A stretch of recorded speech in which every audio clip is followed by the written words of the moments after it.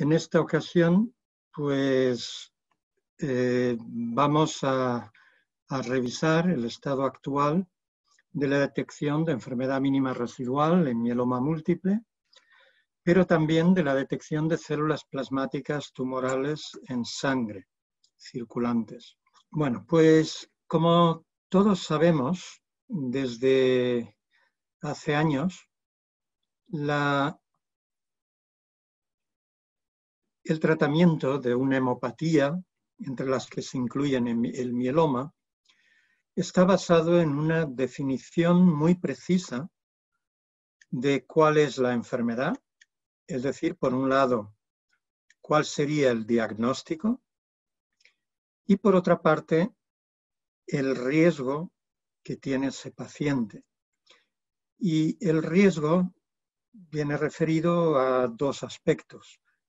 Por un lado, el riesgo de progresión y muerte por la enfermedad, es decir, por las características del tumor, y por otro lado, el riesgo, sobre todo de muerte, porque el paciente no está en condiciones de aguantar el tratamiento.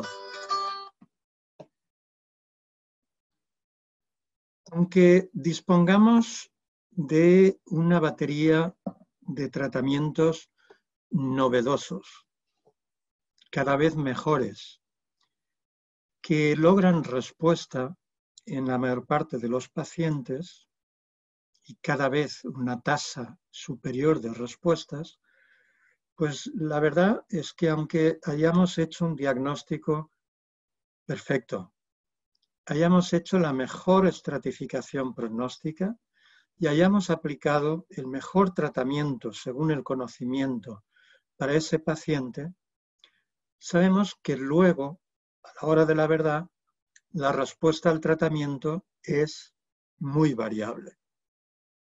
Y pacientes aparentemente muy similares, con una enfermedad idéntica, pues terminan unos alcanzando respuesta y otros siendo resistentes al tratamiento. Por eso, desde hace muchos años sabemos que la mejor forma de evaluar que tras decidir iniciar el tratamiento, ese tratamiento está yendo bien, es evaluando la respuesta al tratamiento.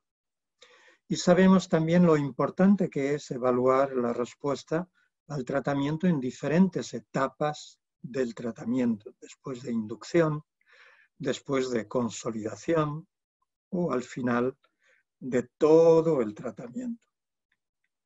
Bueno, pues lo que sabemos hoy es que en realidad el que se alcance en mieloma una remisión completa no significa para nada que ese enfermo es un enfermo de buen pronóstico, ya que gran parte de los pacientes que alcanzan remisión completa, si persiste enfermedad mínima residual en médula ósea, esos enfermos se comportan como pacientes que tienen una respuesta parcial.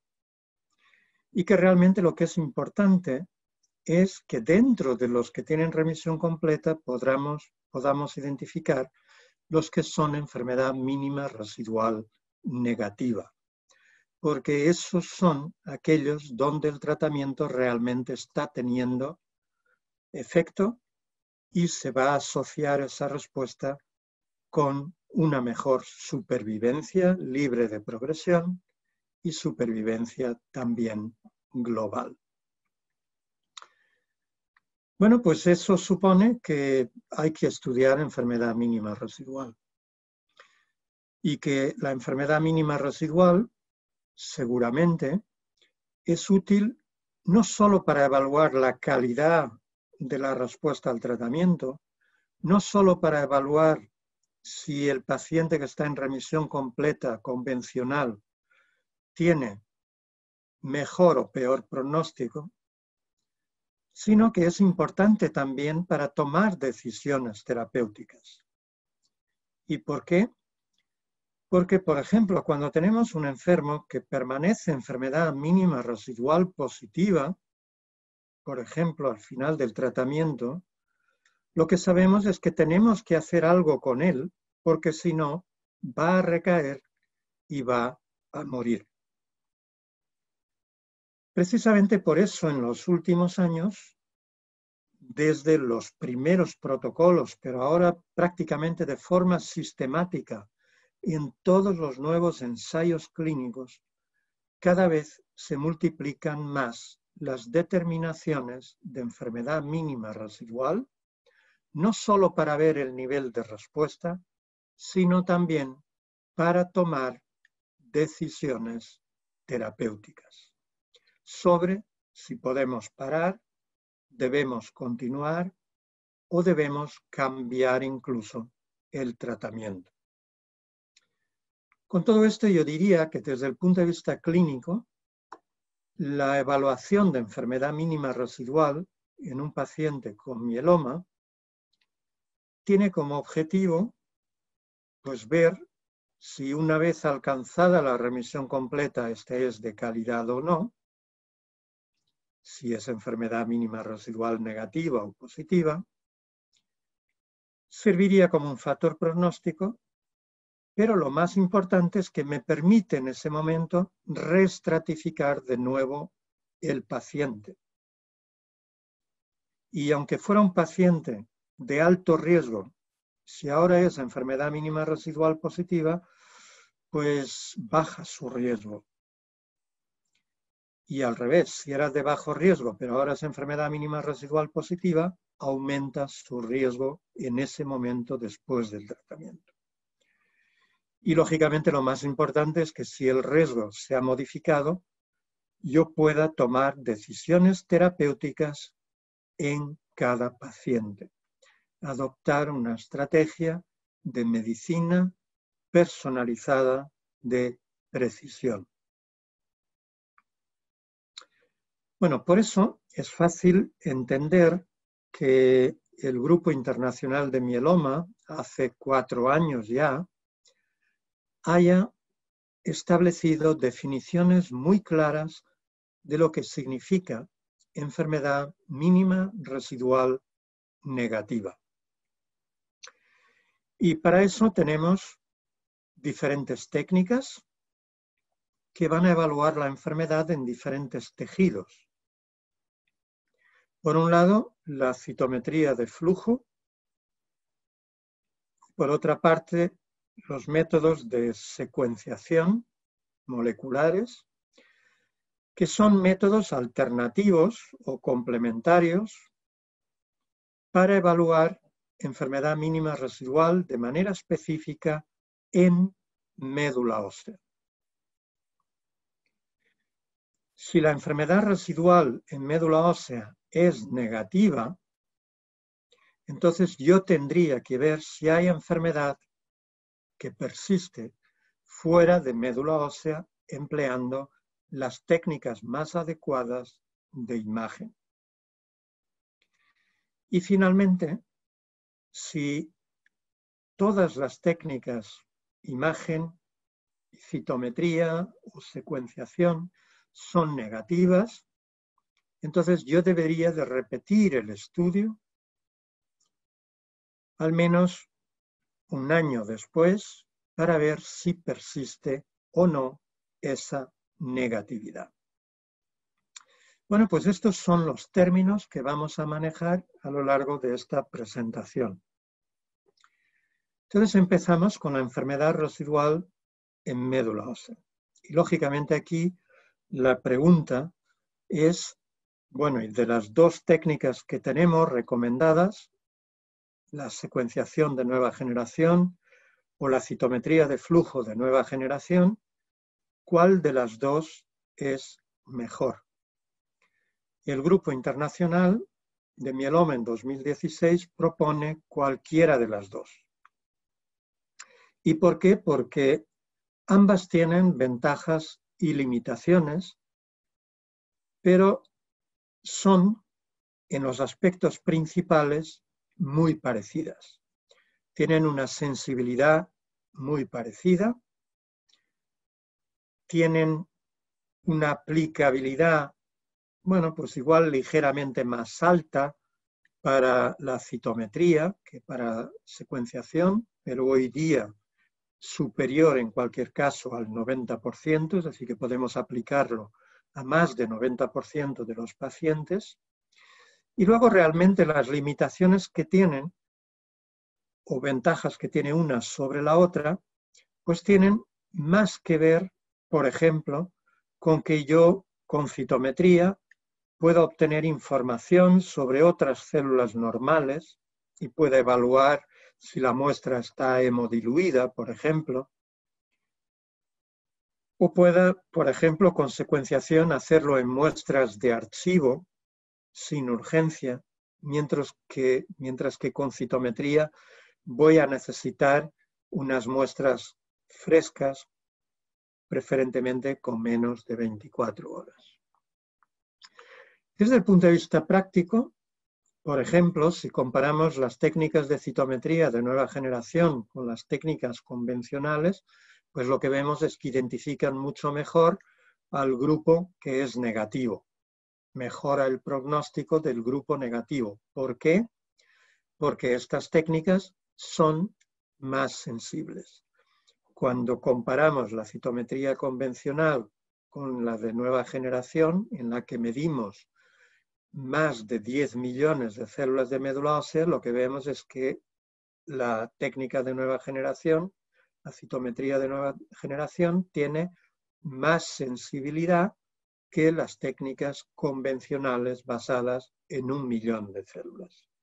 ¿Y por qué? Porque detectamos pacientes con 4 células por millón, 2 por millón, 3 por millón, 4 por millón. Detectamos pacientes con niveles muy bajos que pasaban como indetectables para enfermedad residual con la citometría convencional. Bueno, pero la pregunta no es si es mejor la citometría de nueva generación o la convencional. Está claro que es más sensible la de nueva generación. La pregunta es, ¿y esto cómo se traduce en un protocolo de tratamiento en la práctica? Bueno, pues en la práctica se traduce en que si yo tengo la sensibilidad de la citometría inicial, pues por ejemplo con el protocolo GEM 2012 para menores de 65 años, solo voy a tener a final de tratamiento un 9% de casos con enfermedad residual positiva en médula ósea.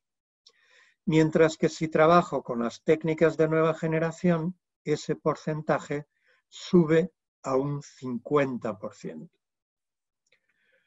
Por lo tanto, de alguna manera, voy a ver muchos más pacientes de enfermedad residual positiva. Y aunque sea niveles mínimos, entre 10 a la menos 6 y 10 a la menos 5, clínicamente es importante, porque ese grupo, aunque se comporta desde el punto de vista pronóstico un poco mejor que los que tienen más enfermedad, es un grupo donde con el tiempo terminan recayendo prácticamente todos los pacientes. Por lo tanto, me interesa tener la sensibilidad para identificar el grupo de buen pronóstico.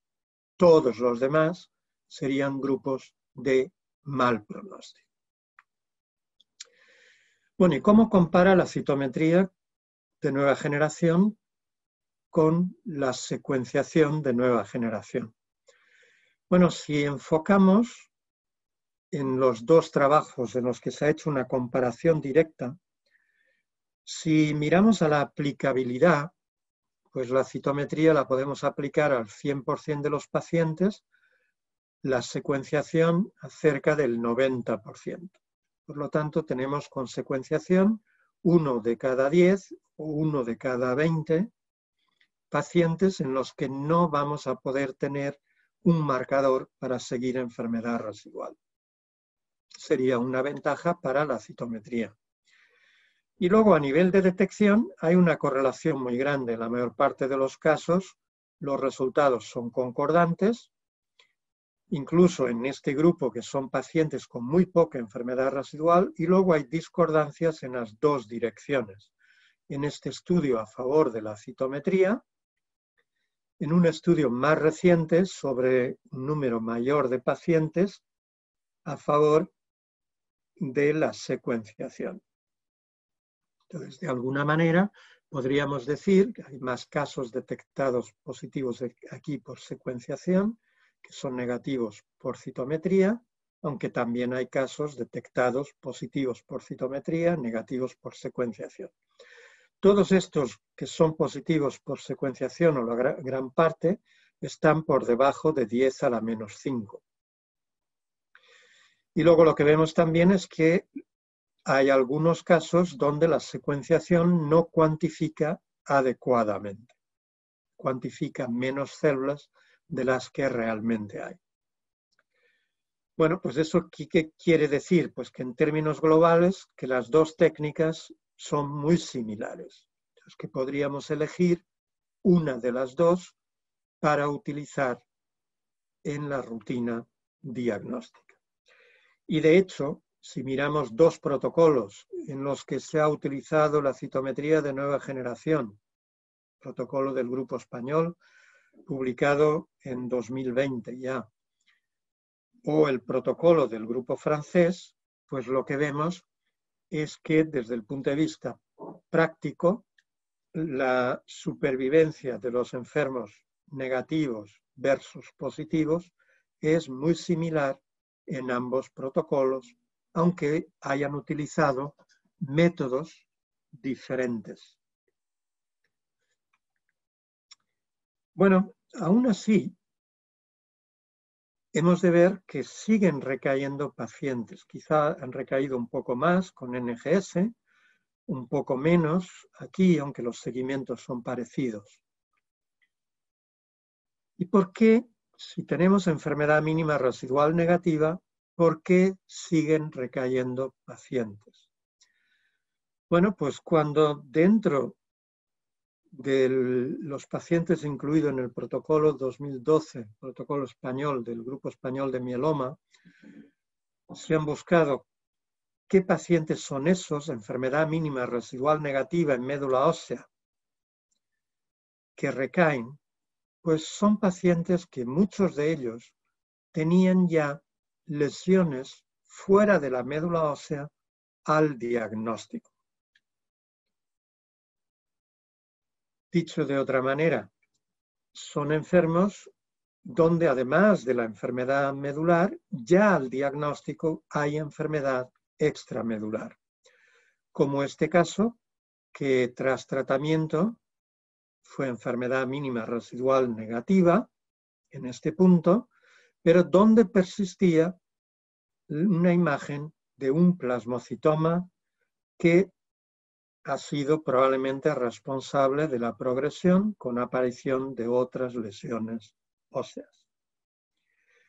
Es decir, que en enfermos que hacen recaídas extramedulares, el estudiar la enfermedad mínima residual en médula ósea no tiene utilidad prognóstica, o tiene al menos una utilidad prognóstica muy limitada.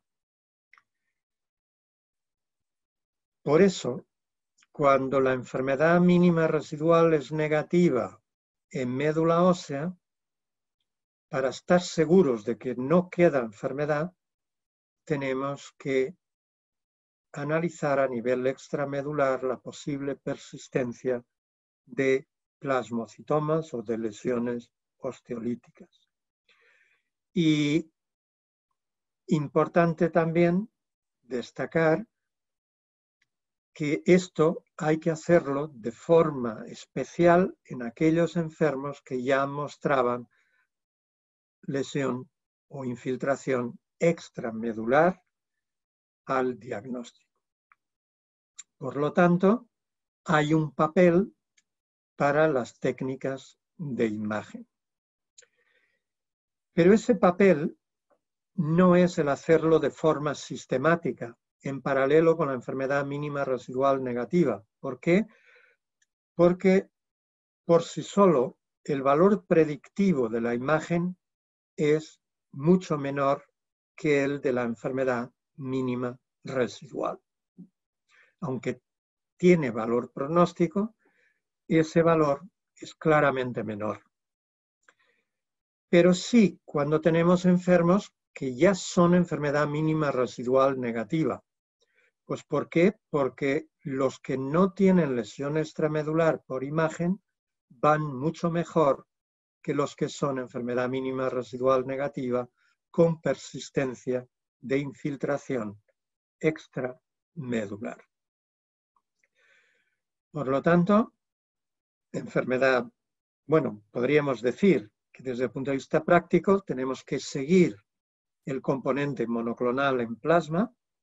Una vez que el enfermo está en remisión, tengo que hacer enfermedad mínima residual en médula ósea, puedo elegir citometría o secuenciación, y cuando es negativa la enfermedad mínima en médula ósea, especialmente en enfermos que tenían plasmocitomas al diagnóstico o infiltración extramedular, tengo que evaluar por imagen la persistencia o no de lesiones fuera de la médula ósea. Bueno, lógicamente, prácticamente todos los datos obtenidos hasta 2016, cuando el grupo internacional propone sus criterios nuevos de respuesta, fueron datos obtenidos con tratamientos convencionales, ya fueran intensivos o ya fueran sin trasplante y sin quimioterapia intensiva, basados pues, en los inhibidores de proteasomas, o en los fármacos, digamos, que han surgido hace pues, unos 20 años aproximadamente. Pero lógicamente en el momento actual, en muchos protocolos, y lo acabamos de oír en la charla anterior, se está introduciendo tratamientos inmunoterápicos. Y lo que queremos saber es si el valor de la enfermedad mínima residual, que para los tratamientos convencionales, quimioterapia con o sin trasplante, tenía valor pronóstico independientemente de cuál era el protocolo, lo que queremos saber es si con los nuevos protocolos de inmunoterapia la enfermedad mínima residual sigue teniendo utilidad o no. Bueno, pues disponemos ya en los últimos años, muy recientes, de algunas publicaciones en el contexto sobre todo de ensayos clínicos que lo demuestran. Por ejemplo, en el ensayo Alcione, donde se comparaba la administración de tripletes de VMP con tripletes de VMP añadido o de forma adicional la administración de daratumumab para ver el beneficio, pues efectivamente lo que vemos es que los casos, sean tratados con daratumumab o no, que son enfermedad mínima residual negativa, van de manera idéntica. Lo mismo no ocurre para los positivos. Van mejor los que han recibido DARA que los que han recibido solo el triplete.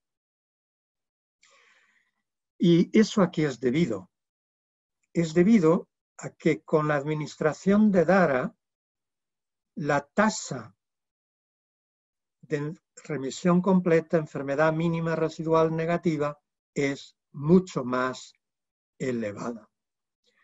Se multiplica aproximadamente por 4 veces la tasa de pacientes con enfermedad mínima residual negativa. ¿Y eso qué significa? Significa que incluso en los que son enfermedad mínima residual positiva, los niveles de enfermedad residual son menores en los que han recibido DARA frente a los que no han recibido DARA. Y por eso vemos esta diferencia en el pronóstico. Por lo tanto, la administración de DARA con este triplete sigue mostrando que la determinación de enfermedad mínima residual tiene gran utilidad pronóstica. Prácticamente también este año tenemos datos publicados en otros 2 ensayos, Pollux y Castor, de nuevo, donde se compara, en este caso, la administración de 2 fármacos, la lenalidomida y dexametasona, con o sin daratumumab, o el Velcade y dexametasona, con o sin daratumumab, que nos encontramos exactamente lo mismo. Tener enfermedad mínima residual negativa es igual de bueno, positiva es peor, pero es peor sobre todo en el grupo que no recibe daratumumab. ¿Y eso en qué se traduce? En que la tasa de pacientes con enfermedad mínima residual negativa es mucho más elevada entre aquellos que han recibido daratumumab. Pero es cierto que en estos protocolos, y especialmente en el Castor, lo que vemos es que incluso ser enfermedad mínima residual, a partir de 1 año después de detectar o de medir la enfermedad residual, no es bueno, no es del todo bueno. Los enfermos siguen progresando. Es decir, que realmente cuando hablamos de enfermedad mínima residual negativa, no es que el enfermo esté curado, no es que no haya ninguna enfermedad de médula ósea, sino que incluso con las técnicas más sensibles no somos capaces de detectarla. Por eso estamos asistiendo aquí en las últimas publicaciones, la M de MRD se está cambiando, en vez de utilizar el término mínima, por el término medible. Enfermedad residual medible. ¿Y qué tenemos? ¿Que aumentar todavía más la sensibilidad? Creo que va a ser muy difícil técnicamente. Pero lo que podemos empezar a utilizar es la medición de MRD, de enfermedad residual, de forma secuencial, más de una vez. Y de hecho, eso es lo que indicaba ya en 2016 el Grupo Internacional de Mieloma, que lo importante no es tener un punto de enfermedad mínima residual negativa, lo importante es que persista, al menos más de 1 año. Bueno, pues, ¿qué ocurre cuando dividimos a los pacientes en esos mismos protocolos que acabamos de ver, Pollux y Castor, entre los que tenían enfermedad mínima residual negativa durante 1 año, 12 meses o más, frente a los que no? Pues que lo que estamos haciendo es identificando el grupo que realmente tiene buen pronóstico, que aunque haya pasado 1 año, la enfermedad sigue siendo indetectable.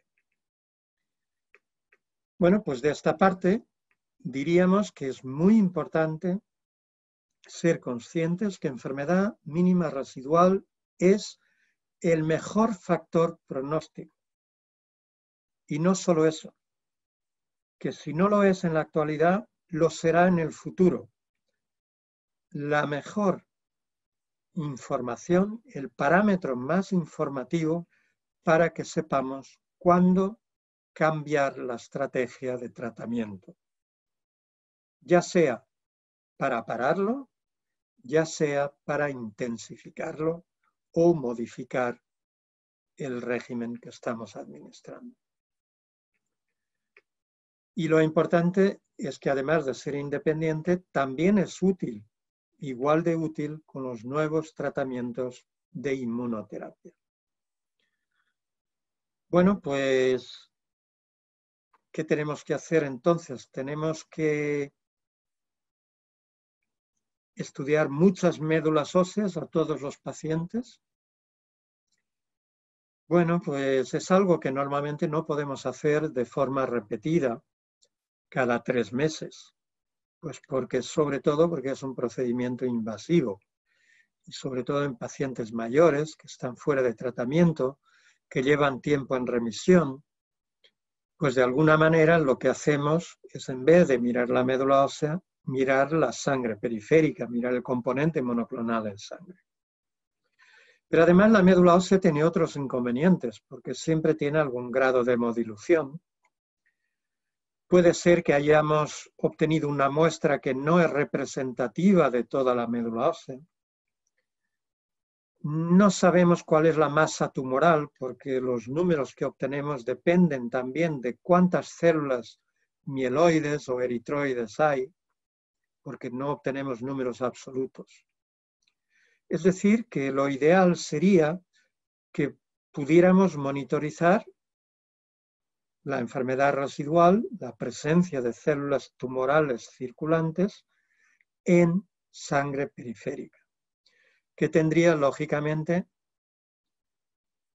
o sería una forma de revertir, de dar solución a todos esos problemas que tiene el muestreo de médula ósea, permitiendo, sin lugar a dudas, por un lado, monitorizar de manera más frecuente y, por otra parte, con las nuevas inmunoterapias, monitorizar a la vez enfermedad que persiste y el tratamiento inmune.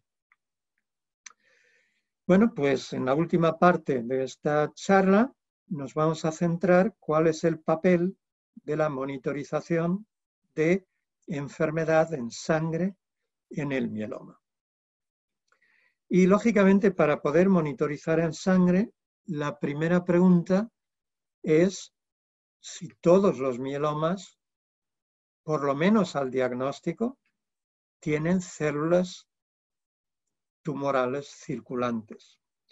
Si miramos los datos de las técnicas tradicionales clásicas, incluida la citometría convencional, pues la respuesta sería no. Aunque podamos detectar por inmunohistoquímica o podamos detectar por citometría convencional la presencia en muchos casos de células plasmáticas circulantes, pues en realidad no están todos.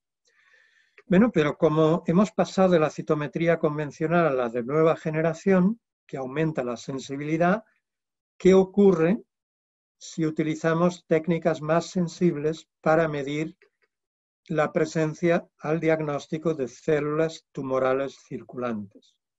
Bueno, pues que lógicamente, igual que las encontramos en médula ósea en este paciente, junto a células plasmáticas normales, pues vemos que en sangre también están presentes. Y lo que vemos es que es mucho más fácil, se separan mucho más de las células normales, detectar estas células en sangre que en médula ósea. Vemos como aquí incluso algunas normales se solapan, aquí se separan un poco mejor en este caso, pero aquí se separan perfecto y perfecto en sangre. Y hoy sabemos que tienen fenotipos, vamos a decir, muy parecidos. No son exactamente iguales, pero son muy parecidos para casi todos los marcadores. Por lo tanto, la misma estrategia que utilizamos en médula ósea la podríamos utilizar para detectar células plasmáticas residuales o circulantes al diagnóstico en sangre periférica.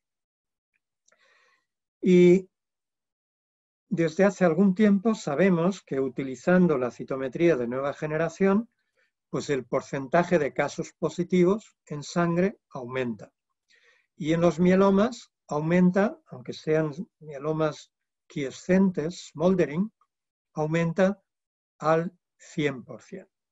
Dicho de otra forma, todos los mielomas al diagnóstico tienen células plasmáticas circulantes en sangre.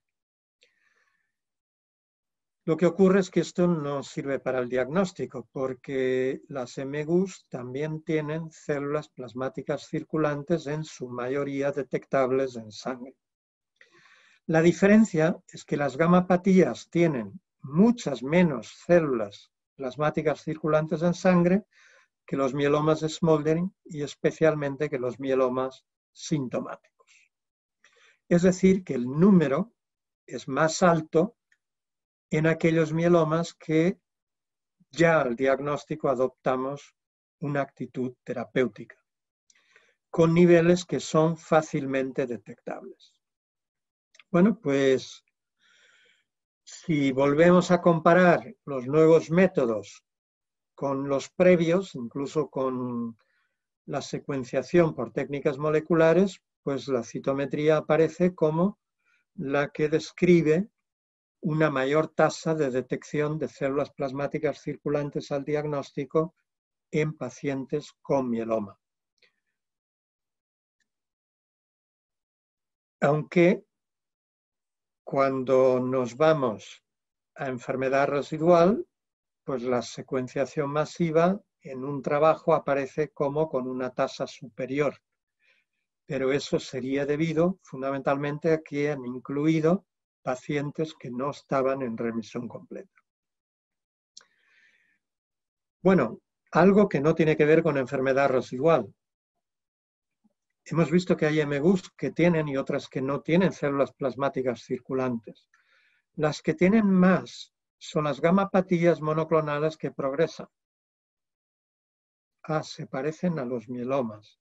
Es decir, que estas gamapatías que tienen cantidades por encima de lo que suelen tener los mielomas, pues estos son los que tienen una alta tasa de progresión. Menos claro en el mieloma smoldering, aunque el número de casos es muy pequeñito, pero también muy claro en los mielomas. Los mielomas que tienen un número de células plasmáticas parecido al de las gamapatías, después de tratarse van muy bien, mientras que los otros, los que tienen muchas células plasmáticas, van mal.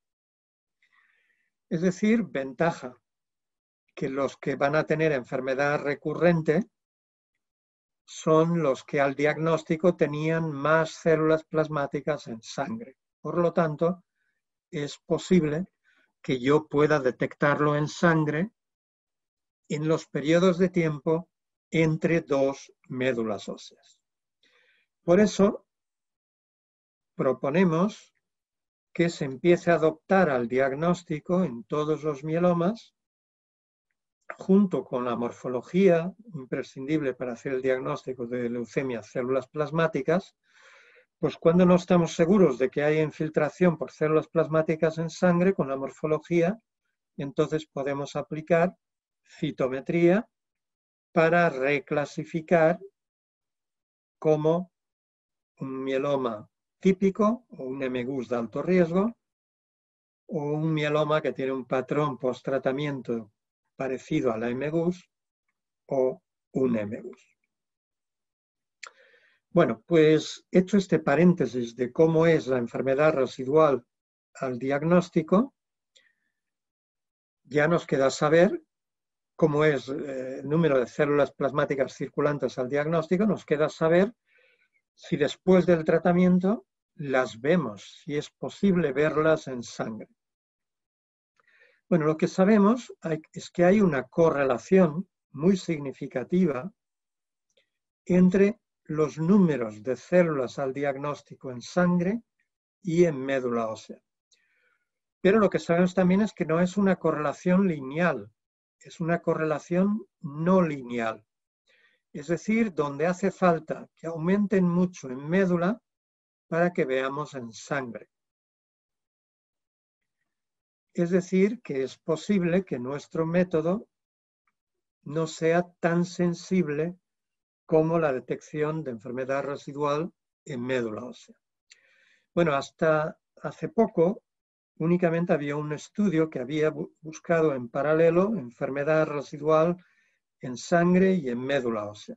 Y veis efectivamente que cuando comparan médula ósea con sangre, la tasa en médula ósea es más alta. Pero los métodos empleados, la verdad es que no fueron demasiado sensibles aunque teóricamente la técnica tiene una sensibilidad alta.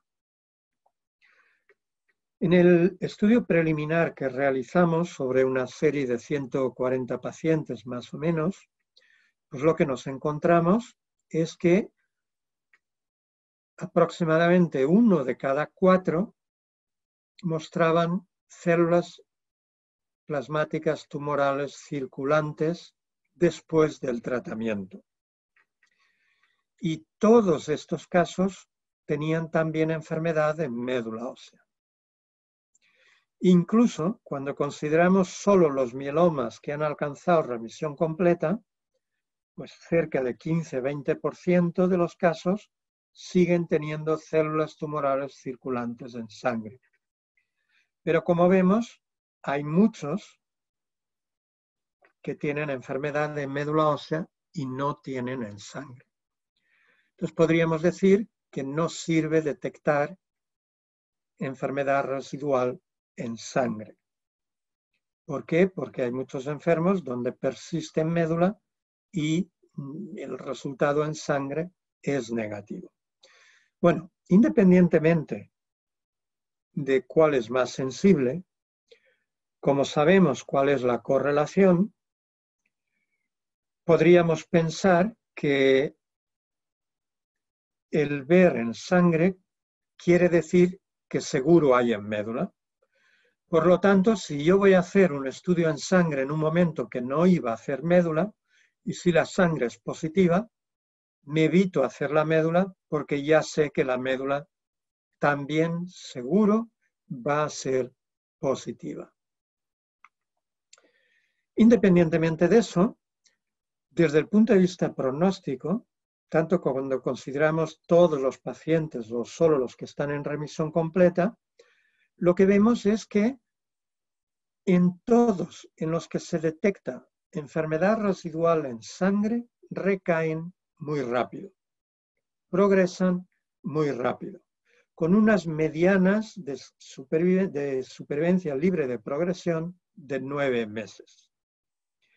Los otros, aunque estén en remisión completa, también recaen, pero siguen un tiempo sin apenas recaída. ¿Cuánto tiempo? 2 años. Es decir, que si la enfermedad es positiva en sangre, me va a recaer muy pronto. Tengo que cambiar el tratamiento rápido.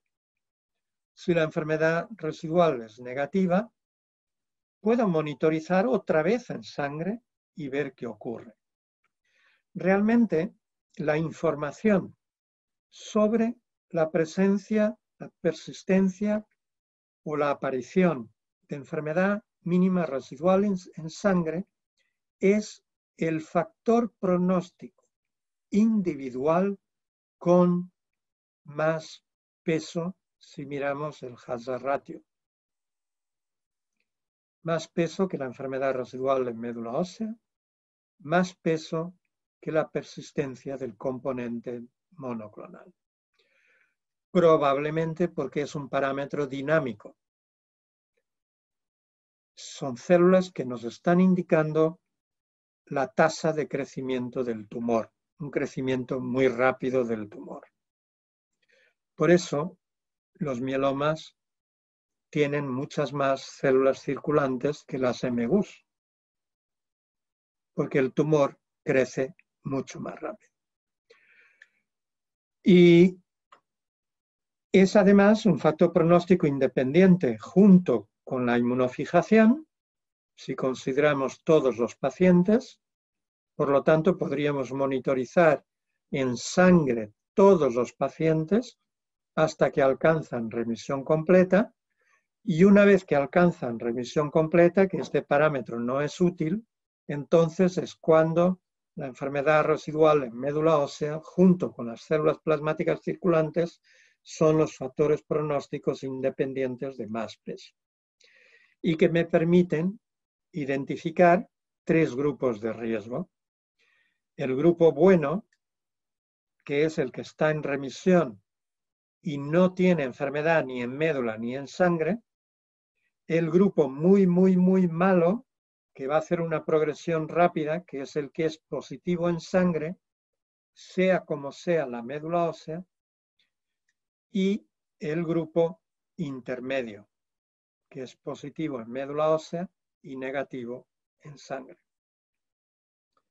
Pero lógicamente, como la sangre yo la puedo estudiar de manera mucho más frecuente, pues puedo, por ejemplo, estudiarla a los 3 meses después del tratamiento, a los 7 meses, a los 10, a los 12, a los 14. Pues lo que puedo ver es cómo la enfermedad, de haber desaparecido en sangre y en médula ósea, en un enfermo en remisión completa, enfermedad residual negativa, pues 4 meses después, antes de que yo tuviera programada la médula de los 6 meses, veo que la enfermedad ha aparecido otra vez en sangre. Y si espero al momento de la médula ósea, que en este caso se hizo a los 14 meses, cuando ya estaba clínicamente en progresión, pues lo que veo es que efectivamente en sangre ya tengo una cantidad muy importante de células plasmáticas circulantes. Y si yo hago estudios secuenciales comparados con un solo punto post-tratamiento, lo que veo es que identifico mucho mejor el grupo de pacientes que van a ir muy bien durante 1 año, 2 años y probablemente acercándose a los 3 años. 2 palabras sobre técnicas que van a surgir a lo largo seguramente del próximo año, que están ya en la literatura y que están ya en los congresos, incluso antes de la pandemia. Las técnicas que permiten, por espectrometría de masas, detectar componente monoclonal con una sensibilidad 1000 veces superior a la de la electroforesis o 100 veces superior a la de la inmunofijación. Bueno, pues la pregunta es, si tengo una técnica más sensible para detectar el componente monoclonal, entonces igual no necesito detectar las células. Bueno, pues cuando comparamos todavía en números relativamente limitados de casos, cuando comparamos la detección de componente monoclonal por espectrometría de masas con la detección de enfermedad mínima residual, lo que vemos es que, aunque la mayoría de los casos son concordantes, tenemos casos discrepantes. Y siempre que hay casos discrepantes, pues tenemos casos donde persiste el componente sin que haya enfermedad residual en médula ósea, que pueden ser algunos de ellos porque persiste enfermedad, pero otros porque simplemente persiste el componente todavía, aunque ya no haya enfermedad, y otros casos donde persiste enfermedad, pero no hay componente detectable. Conclusión, que aunque vayamos a adoptar estos nuevos métodos de espectrometría de masas para seguir y sustituir a la inmunofijación, sobre todo cuando la inmunofijación ya es negativa, pues vamos a tener que seguir haciendo enfermedad residual. Y prácticamente los mismos datos tenemos para la detección de enfermedad residual en sangre o en médula ósea. La segunda ventaja importante, y quedan 3 diapositivas para terminar, la segunda ventaja importante de monitorizar las células plasmáticas tumorales circulantes es que puedo monitorizar a la vez la persistencia de tumor con la persistencia de las células que son, por ejemplo, en tratamientos con CAR T-cells, activas frente al tumor, e incluso de cómo afecta al sistema inmune del individuo la administración, por ejemplo, de inmunoterapia de las células CAR-T. Es decir, que hoy disponemos de estrategias en las que simultáneamente yo puedo detectar en sangre, por ejemplo, aquí en la aféresis previa al tratamiento, a la infusión de células CAR-T, la persistencia de células plasmáticas tumorales. Aquí vemos los linfocitos B normales y aquí vemos los linfocitos T del paciente sin ninguna célula CAR-T en esta zona. Vemos como 3 días después, aunque yo no veo todavía las células CAR-T en sangre, el tumor se ha reducido por lo menos 1/3. Las células B normales se han reducido por lo menos 4 veces o 3 veces.